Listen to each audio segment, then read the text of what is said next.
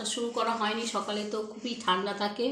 তো যাই হোক, সকালে উঠে সমস্ত বাসি কাজ কমপ্লিট করে ঘর টর মুছে বিছানা টিছানা উঠে সমস্ত কাজ করে স্নান করে তারপর পুজো দিয়ে নিয়েছি। তারপর আমাদের উঠোনে হচ্ছে এরকম চালের গুঁড়ো বাটতে হয়, চাল বাটতে হয় বেটে, আজকে আর কি উপবাস থেকে বেটে ওরকম করে দিতে হয়।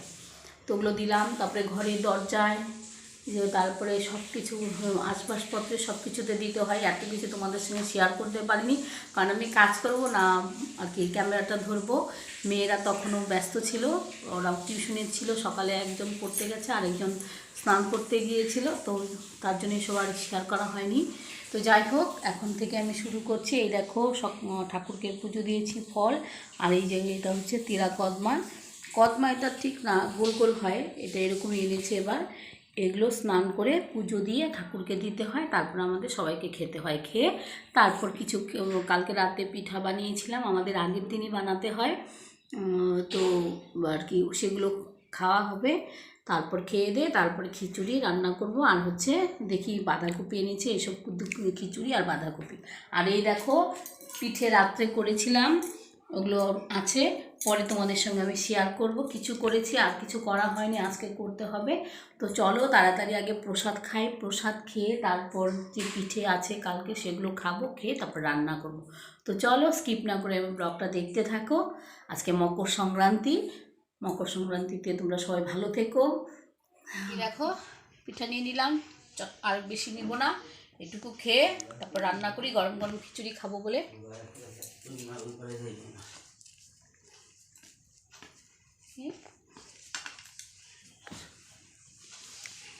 একটু মুখে দে, হা কর, দে দে।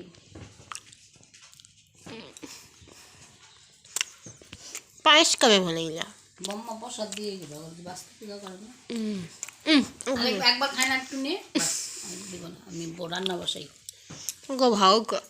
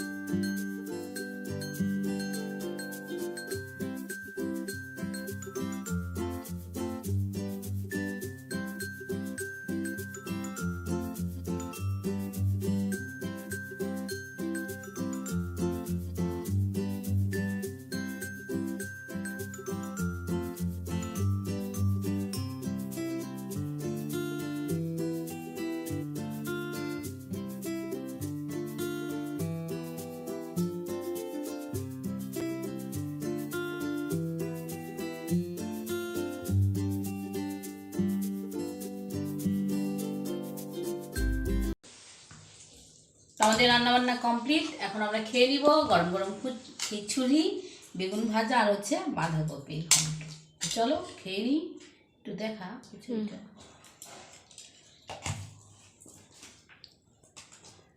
করে দিচ্ছি। তুমি নিয়েছিস হবে,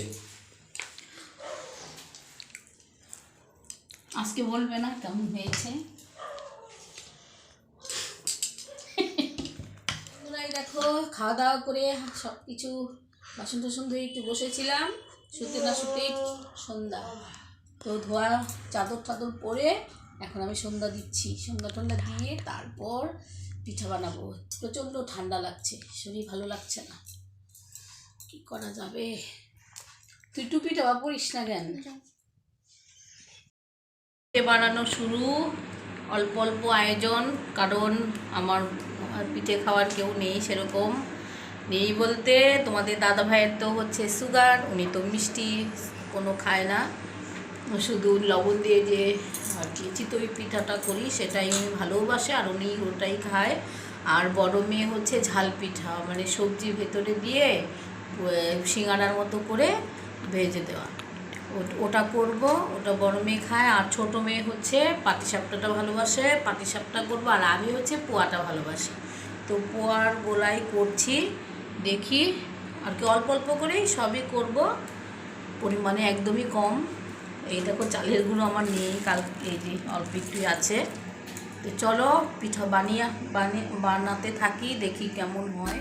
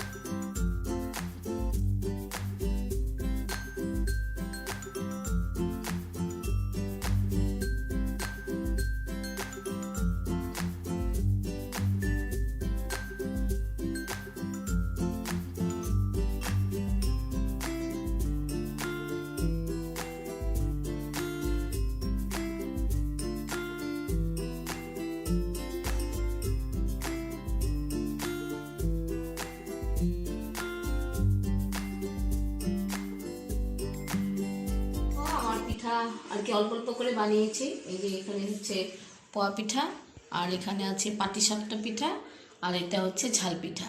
ঝাল পিঠা পিঠা সব শেষ, সন্ধ্যাবেলায় চা দিয়ে সবাই দু তিনটে করে খেয়েছে, পোয়া পিঠাও খেয়েছে।